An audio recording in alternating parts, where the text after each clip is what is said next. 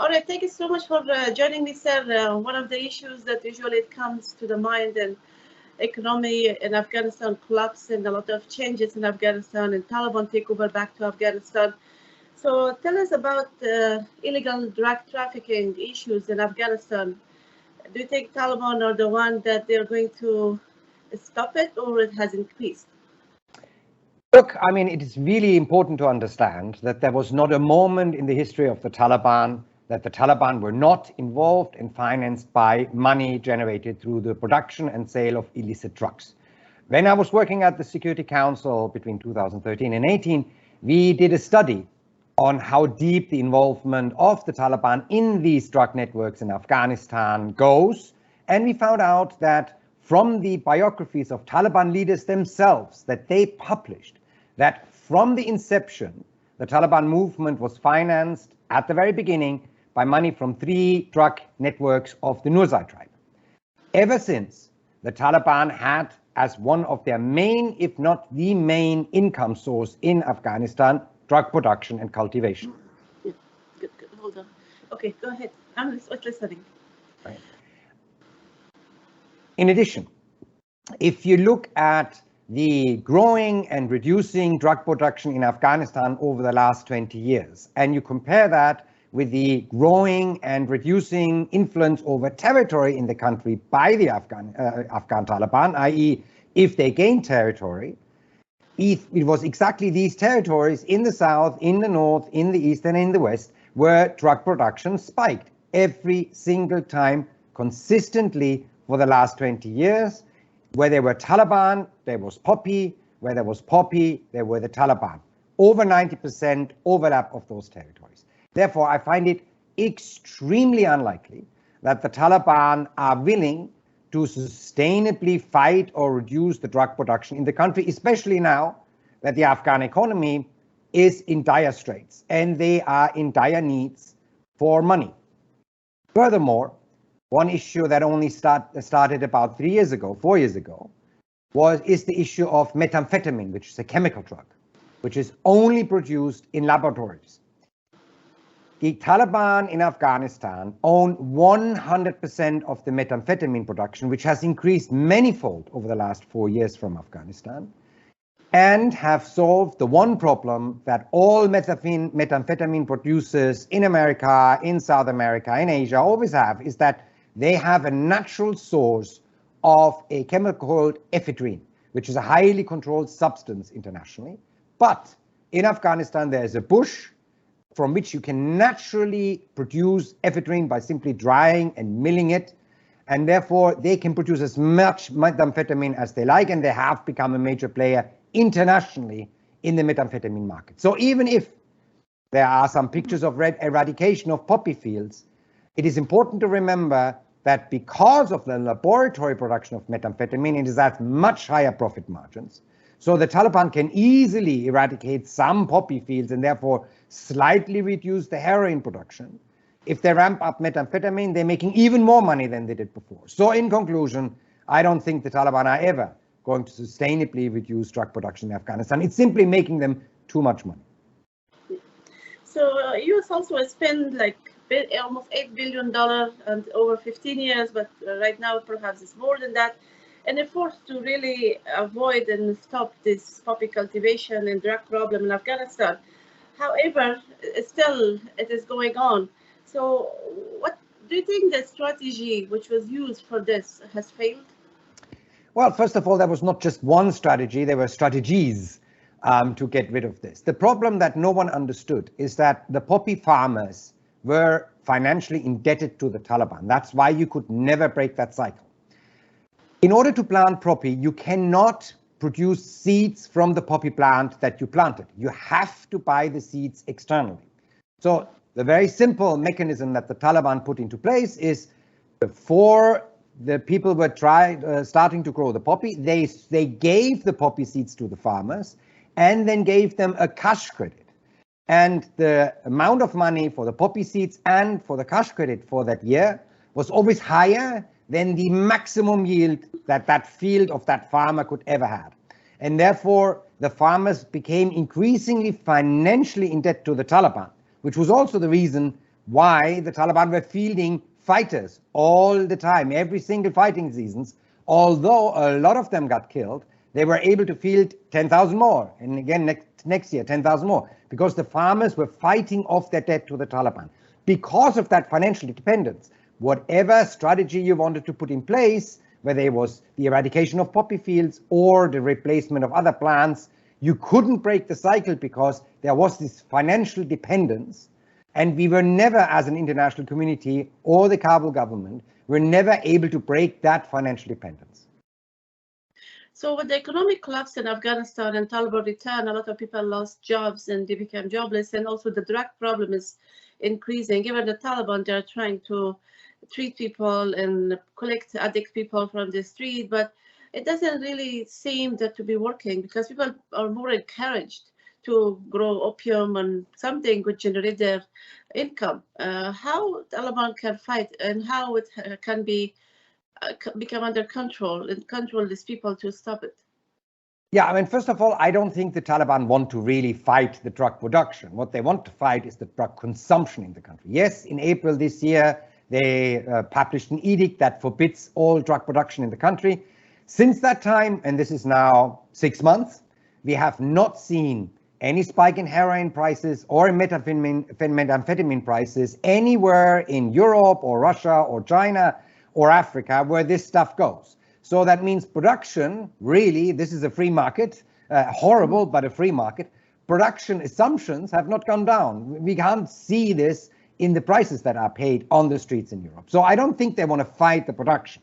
They want to fight the consumption. The problem is the absolute pressure that the Taliban are putting on the population, the negation of basic human rights like freedom of speech, education for women, plus the dire economic situation, because the Afghan economy was to a large extent dependent on payment from the outside, which of course, after the takeover of the Taliban regime, have greatly reduced. This combination is really harmful for the Afghan civil population, which of course, because of the availability of drugs, turns to drugs to somehow cope with the enormous pressure that they're under at the moment.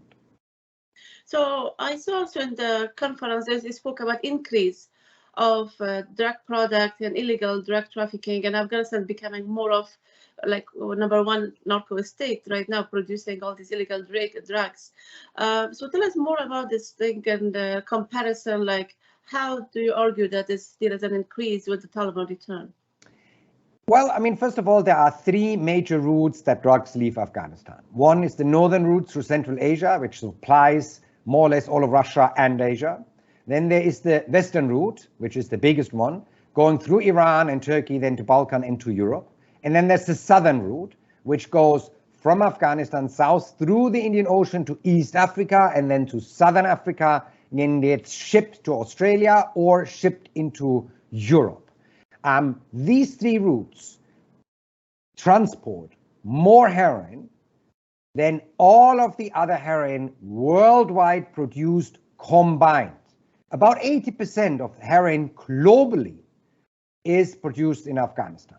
Of course, if you look just at North America, Afghanistan doesn't play a role. No heroin from Afghanistan, or very, very, very, very little heroin of Afghanistan ever finds its way into the US. That's all supplied by South America. But Europe, Asia, Africa, Australia, all of the heroin, 100% is produced in Afghanistan. And increasingly, unfortunately, methamphetamine is the second drug that is coming in large quantities out of Afghanistan. And again, this market is slowly but surely taken over by the Taliban networks that produce methamphetamine in Afghanistan. So if you look at the Taliban as an organization, you can say it's a regime, it's an extremist Islamist organization, but it also is the largest drug-producing cartel on the planet, bigger than all the cartels in South Africa combined, South America combined. There's really no rival. So you raided many meth-producing labs in Afghanistan just before withdrawal. And do you think that there is again these labs, renovated and people are still, Taliban, they are still producing, using these meth labs or creating new ones?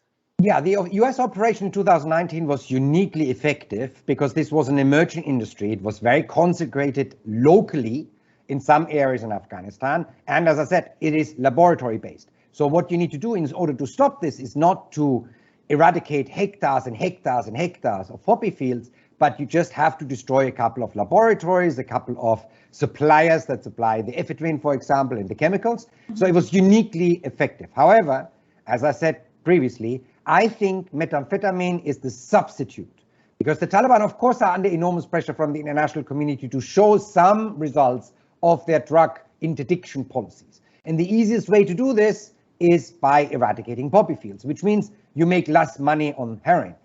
Laboratories, especially if you spread them geographically throughout the country, and there's really no need to have laboratories in a particular part of the country, as far as supply chain is concerned, because you don't need to be close to any poppy fields. All you have to do is obtain chemicals in order to make methamphetamine. If you do that, you can earn enough money, and the remote monitoring of drug production in Afghanistan, which the UNODC in Vienna does very, very skillfully via satellite, is going to be much harder because they can identify poppy fields very precisely.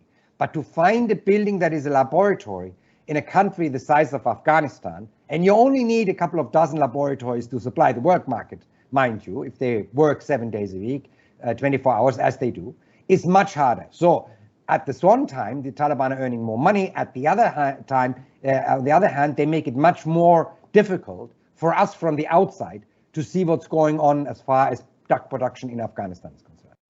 So is there a link between extremism and illegal drug trafficking, which is almost, it seems like it is really threatened the stability under the Taliban, which they claim they are securing the country, and encouraging extreme groups to come to Afghanistan, integrate again, and then abuse the situation for their benefit? Yeah, I mean, there has been a link for a while, primarily in other regions in the world, whether you talk about Hezbollah or you talk about Islamist terror groups in West Africa, where a lot of the drugs from South America, cocaine in particular, are landing and then get transported through Northern Africa into Europe. They were always involved in the transport of that drug, i.e. providing security, transporting the drugs themselves for a fee from the criminals. Excuse me. So this was their involvement so far. And Hezbollah really has professionalized in the last couple of years here, not only as far as the transport is concerned, but also as far as money laundering of the drug proceeds are concerned. So professional now that they actually do money laundering for South American cartels as a service because they're so good. The Taliban really are the only ones who capture the entire production and supply chain of a drug, heroin, and of course also methamphetamine, where they produce, they transport, and they launder the money from the drug proceeds. And especially as far as the southern routes is concerned, the Taliban profits are not stopping at the border of Afghanistan. We were able to prove that they actually get money along the supply chain towards Europe, which means much higher profit margins than if you just get it at the border of Afghanistan, where the drug is still the cheapest compared to what it sells in Europe. Secondly, the Taliban always had a very symbiotic relationship with Al-Qaeda. And there are a whole laundry list of Al-Qaeda affiliate organizations from Central Asia, from China, from Pakistan, already operating in Afghanistan. And I think the death of the Al-Qaeda leader, Zawahiri, in the center of Kabul, in a house that was owned by the Taliban regime, in particular by the acting interior minister of Afghanistan, Sirajul Haqqani, the leader of the Haqqani networks, really speaks volumes how close that relationship is. The top terrorist in the world was harbored by the acting interior minister of the Taliban regime, the top cop in the country. So yeah, of course, they're encouraging extremist organizations to reorganize in Afghanistan. So far, luckily, apart from Pakistan, which is always the first one to bear the brunt of any situation in Afghanistan and has seen 100% more terror attacks by Pakistani terror groups operating out of Afghanistan since August last year compared to the year before. We have not yet seen a larger scale attack being organized from Afghanistan in Europe or in other places. Not for not trying. In Germany in 2020, a cell of Tajiks was actually punished.